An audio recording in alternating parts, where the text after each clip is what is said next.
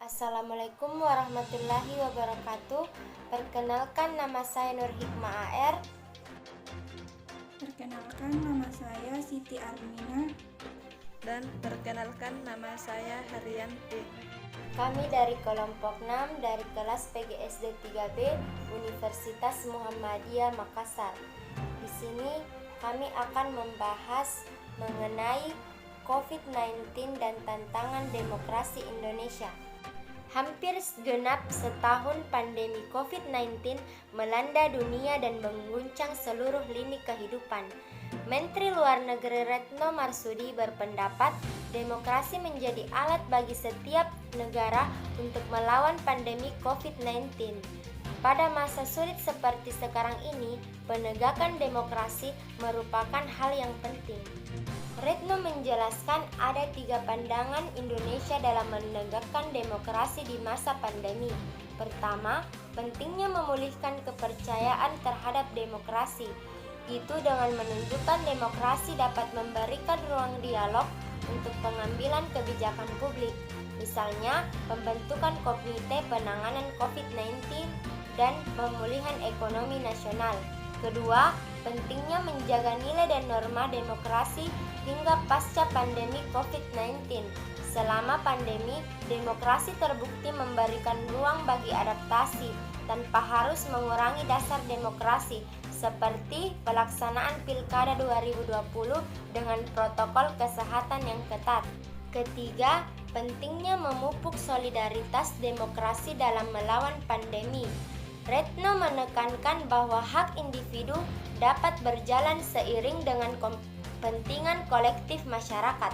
Direktur Jenderal Organisasi Kesehatan Dunia, Tedros Adhanom mengatakan demokrasi, good governance, dan supremasi hukum adalah 3 aspek penting dalam mencapai pembangunan berkelanjutan. Berikut perlindungan lingkungan dan kesetaraan. Menurutnya, pandemi COVID-19 menjadi peringatan bagi pemerintah dan masyarakat di seluruh dunia bahwa sistem kesehatan, ekonomi, dan politik memiliki kaitan erat. Tak lupa, Tedros juga mengapresiasi Indonesia yang bergabung dalam Solidarity Trial dan skema vaksin COVAX, serta menekankan pentingnya vaksin dan obat menjadi public goods yang dapat diakses semua orang. Ujian dan bahaya. Dengan merujuk pada 10 karakteristik transisi demokrasi di atas, sedikitnya dapat diidentifikasi ada 6 tantangan demokrasi di Indonesia terkait dengan pandemi COVID-19. Bila dibuat kategorisasi, 6 tantangan tersebut dapat dikelompok ke dalam 3 ujian dan 3 bahaya demokrasi. Pertama, ujian bagi ekstensi dan komitmen terhadap prinsip-prinsip negara kesatuan. Adanya pandemi COVID-19 secara tidak langsung telah menguji apakah prinsip-prinsip negara kesatuan Republik Indonesia, utamanya terkait dengan relasi pusat daerah, memang betul teraktualisasi dan dipatuhi dalam implementasi kebijakan penanggulangan wabah virus corona, atau hanya imajinasi. Bila betul ditaati, seharusnya tidak perlu terjadi perbedaan sikap antara pemerintah pusat dan daerah dalam implementasi kebijakan mengatasi pandemi COVID-19.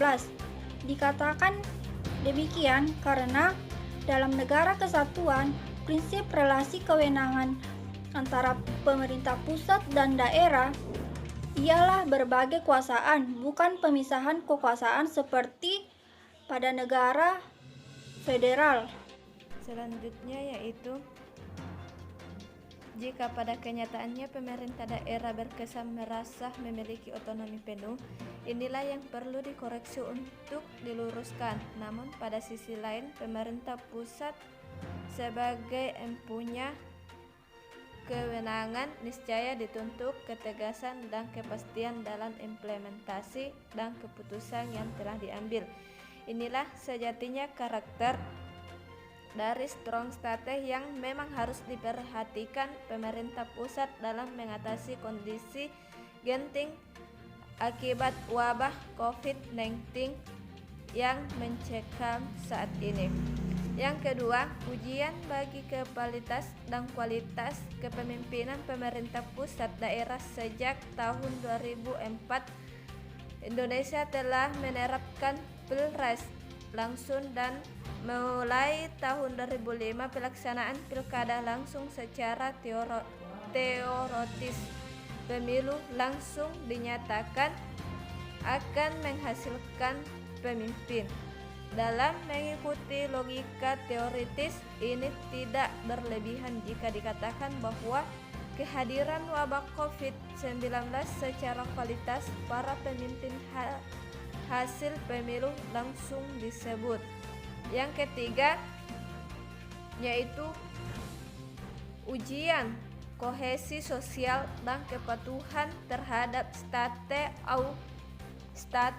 authority. Satu di antara indikator penting dapat dieksisnya legitimasi otoritas negara.